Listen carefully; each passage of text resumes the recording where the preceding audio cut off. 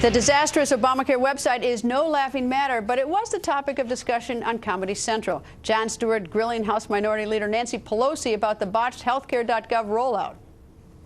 Okay, we are going to set up a healthcare website that is an exchange. People are going to come to it. Right. Why is it so hard to get a company to execute that competently? I don't know. And as one who works very hard. No, and that's my question. Well, let me get the House Minority Leader here. I can ask her. Hold on. No. Wait, what do you mean you don't know? How do you not know? Well, it's not my responsibility. We're back with our political panel, and Susan, technically she wasn't in charge of the website. No, but she is the architect of the law. Now, that indeed she is, true. if not the main architect, because this thing never would have went through if she hadn't managed to find a way to get it through the House before, you know, several years ago. She had that famous line, we're going to learn what's in it after it's passed or something. And, you know, to her credit, she's right. She's not in the bureaucracy that's doing the hands-on work with this. I don't think she expected what she got on The Daily Show. I think she thought it would be a much softer interview. I know she used to tell us how she loved to watch The Daily Show. It was one of her favorite shows. She's been on the show before with much more positive experiences.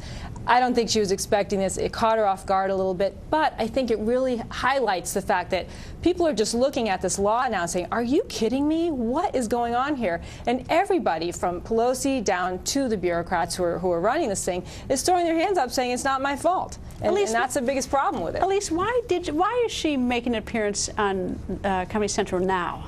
It's a good question. She should have been prepared for this because anybody who's been watching Comedy Central knows that Jon Stewart has been making hay out of healthcare.gov since October 1st. He was actually one of, I mean, you can't really call him a journalist, but he was one of the people in the media who was really on top of this story from the very beginning, even during the government shutdown. And so Pelosi should have known.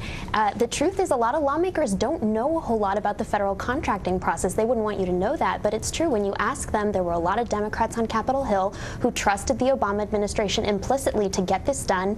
Many of them looking at Obama's campaign and thinking, oh, it was pretty tech savvy. It seems like that they could roll this out, a website like Travelocity. But really, that's an enormous task, and people underestimated it. Yeah, Michael, I guess I'm persuaded by Susan's point is that, you know, this was Leader Pelosi's signature legislation, and she probably should have been over at the White House every day pounding on people, make sure that it was rolled out, because it does reflect on her.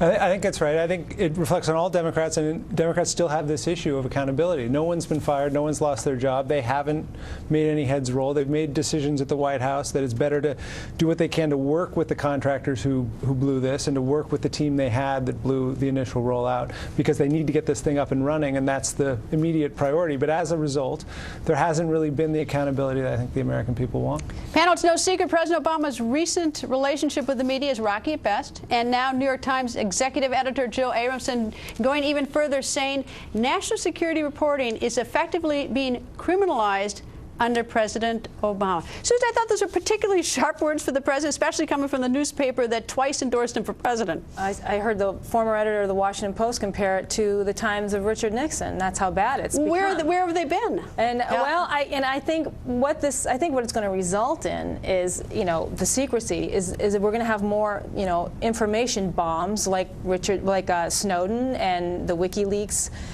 matter. I think people are going to rebel against this, and first of all, I think it's going to backfire, for one thing, with events like that. But overall, it cuts journalists out of the day-to-day conversations we need to have with people in the administration, people at the Pentagon, people who can fill us in on what's going on. And information's not going to be out there for people to, you know, be informed about. But Michael, you know, the New York Times, which is, if they've sort of been passive, like we're now 6 years into this, and they've just discovered there's no transparency. They're just discovering that. They're just discovering that they're not giving access, and they think it's horrifying. Where have they been? Well, no, they've been there. I mean, they're paying the lawyers' fees for their own reporters who've been fighting subpoenas for quite a while. A lot of this goes back to the war on terror. A lot of these prosecutions. But they haven't been speaking out. I mean, they're not until. I mean, this is a big thing for the executive editor to make this statement. I think it is a big thing, but I don't think it's true that they haven't spoken out before. I think you've heard from the press for years now, as you've had all these prosecutions come down the pike, that this is a real concern. And just in the last few months, have the press sort of gotten the upper hand in this conversation again. And I think you've seen recently, last year, Justice Department pulling back some of their rhetoric about this. I mean, when it comes down to it, how you go after the press, how you follow these laws comes down to prosecutorial discretion, not really the law. And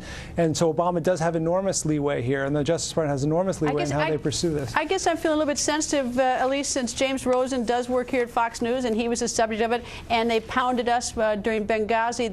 They didn't put us on the State Department first phone call when they did the briefing. They disinvited us to the CIA briefing on Benghazi, and so I guess I feel a little bit like, we would have liked a little more support from the New York Times. So I guess I'm a little more sensitive to this, that now, like, oh, and lo and behold, they're discovering that that the administration isn't that transparent. Sure. I mean, any of us within news bureaus in the city of Washington, D.C. know how much discretion press officials and their higher-ups have in terms of including people in conversations or not. And, I mean, it's going to take a lot for this White House to reconcile with the journalists in this town, who many people thought that this would be an administration that was highly transparent, and we're not getting that.